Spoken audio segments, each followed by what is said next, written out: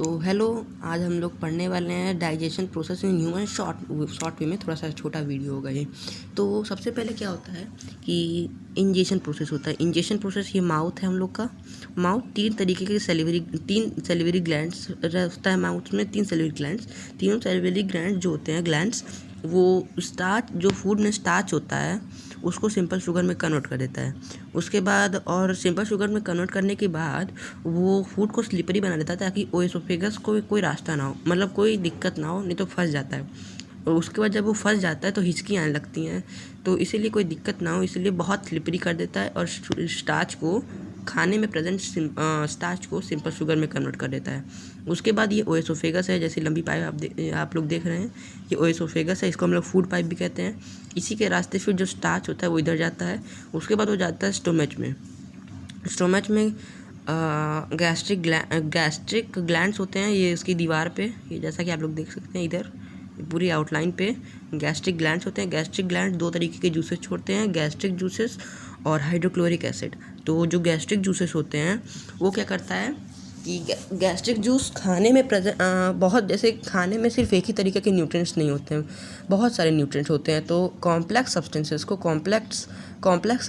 को simpler substances में convert कर देता है। मतलब जैसे मान लीजिए 5 तरीके के न्यूट्रिएंट्स होते हैं, मिनरल, विटामिन, फैट, कार्बोहाइड्रेट और प्रोटीन। ये 5 तरीके के वो होते हैं, न्यूट्रिएंट्स होते हैं। तो मान लीजिए किसी फूड में मान लीजिए कोई फूड है उसमें फ़ैट और कार्बोहाइड्रेट है, तो फ़ैट और कार्बोहाइड्रेट को अलग अलग करके जो गैस्ट्रिक जूसेस होते हैं फ़ैट और कार्बोहाइड्रेट अलग अलग कर देते हैं। उसके बाद जो हाइड्रोक्लोरिक एसिड होता है वो अल्कालीन बेस के फूड को, मतलब अल्कालीन बेस वो होते हैं जो वाटर में सॉल्यूबल होते हैं, उसको एसिडिक बेस कर देते हैं, मतलब उसमें एसिडिक प्रॉपर्टी ज़्यादा हो जाती है हाइड्रोक्लोरिक एसिड लगने के बाद। हाइड्रोक्लोरिक एसिड, ये ठीक है। उसके बाद जो स्टोमच होता है वो पैनक्रीज से लेके सारे जूसेस छोड़ता है। हाइड्रोक्लोरिक एसिड तो मतलब पैनक्रीज से छूटता है और गैस्ट्रिक ग्लैंड्स छूटते हैं ये स्टोमच की वॉल से। तो ठीक है। उसके बाद फिर क्या होता है कि उसके बाद है हम लोग का लीवर। तो जो लीवर होता है, लीवर बाइल जूसेस छोड़ता है। बाइल जूसेस कहाँ से छोड़ता है बाइल जूसेस लीवर छोड़ता है और गाल ब्लेडर को देता है। ये देखिए गाल ब्लेडर, थोड़ा सा कैमरा क्वालिटी ख़राब है। तो जो बाइल जूसेस होते हैं वो इसमें छोड़ता है। ये क्या है, गाल ब्लेडर है। Liver bile juices gall bladder में छोड़ता है और गाल ब्लेडर जो होता है एक मतलब दो जगह से जुड़ा होता है।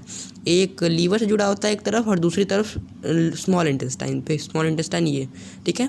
तो जो गाल ब्लेडर होते हैं वो क्या करता है, फैट्स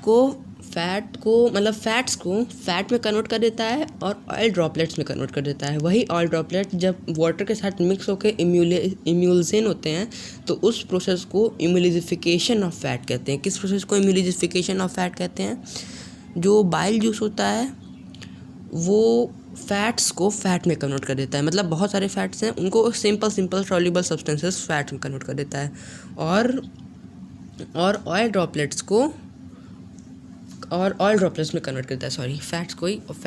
फैट्स को फैट और ऑयल ड्रॉपलेट्स में कन्वर्ट कर देता है। और वही जब वाटर के साथ मिक्स हो जाते हैं तो इम्यूलिफिकेशन ऑफ फैट उस प्रोसेस को होता है, जो जब वाटर के साथ मिक्स होते हैं। उसके बाद जो प्रोसेस आता है उसके बाद आती है पैनक्रीज की बारी। पैनक्रीज जो होता है, से थोड़ा सा भूल गए थे, स्टोमच ही हाइड्रोक्लोरिक एसिड भी छोड़ता है। पैनक्रीज जो होता है 3 तरीके के, थोड़ी सी यहाँ पे चिड़िया ज़्यादा आ रही है, थोड़ा सा छत पे बैठ के वीडियो बना रहे हैं ना, इसलिए थोड़ी सी हल्ला हो रहा था, इसलिए थोड़ा सा रुक दिए थे।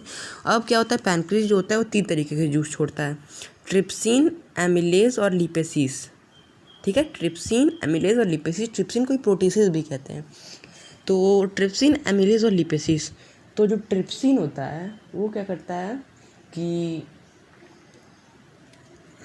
जो ट्रिप्सिन होता है वो फैट्स को, मतलब जैसे फैट्स को पहले फैट में कन्वर्ट कर देता है बाइल जूस, तो जो फैट होते हैं उनको क्या करता है कि फैटी एसिड और ग्लाइसरॉल में कन्वर्ट करता है ट्रिप्सिन जो वो इससे छूटता है पैनक्रीज से स्मॉल इंटेस्टाइन में।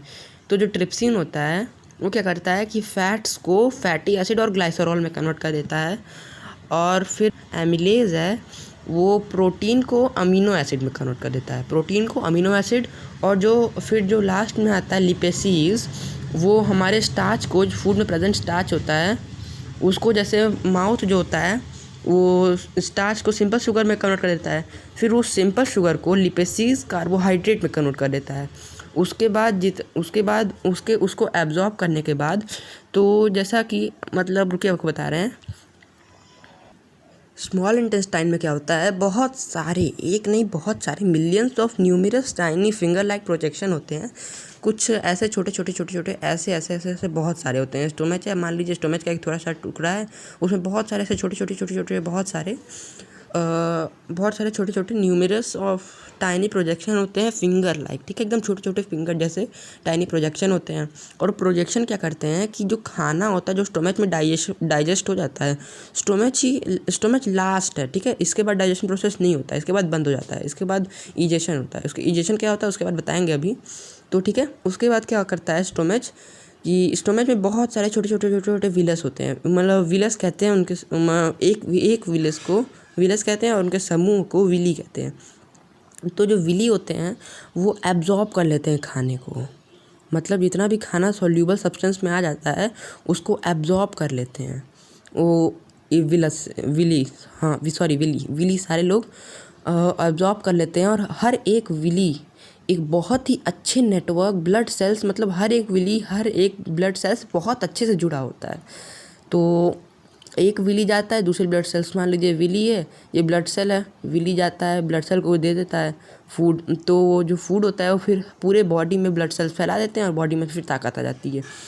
तो विली क्या करता है, villi increase the area of absorption और and each villi is connected to a fine network of blood, ठीक है। ये हर एक विली जो है हर नेटवर्क के हर एक ब्लड से जुड़ा होता है। उसके बाद जो अनडाइजेस्टेड और बेकार फूड हो जाता है, मतलब जो जिसका कोई मतलब नहीं होता है, बेकार फूड हो जाता है, फिर जो स्टोमच है वो स्मॉल इंटेस्टाइन लार्ज इंटेस्टाइन को दे देता है। लार्ज इंटेस्टाइन क्या करता है कि बेकार फूड से भी वाटर और मिनरल को एब्जॉर्ब कर लेता है। मतलब देख रहे हैं कि मतलब थोड़ा सा भी वेस्ट नहीं होना है फूड, बॉडी इतनी अच्छी है हम लोग की, थोड़े से भी फूड को वेस्ट नहीं करती है और फिर एब्जॉर्ब कर लेती है। मतलब ये जो लार्ज इंटेस्टाइन है वो बेकार फूड में भी वाटर और मिनरल्स को एब्जॉर्ब कर लेता है। उसके बाद क्या होता है, जो बेकार, उसमें से भी जो बेकार फूड होता है फिर वो रेक्टम को पुश कर देता है, ये रेक्टम है, ठीक है, रेक्टम में पुश कर देता है। फिर रेक्टम इजेशन प्रोसेस के द्वारा बाहर कर देता है। इजेशन प्रोसेस क्या होता है, egestion process is the removal of undigested and waste food from the body, ठीक है। तो ये था पूरा डाइजेशन प्रोसेस। वीडियो अच्छा लगा तो लाइक शेयर और सब्सक्राइब ज़रूर करिएगा और कमेंट ज़रूर कर दीजिएगा।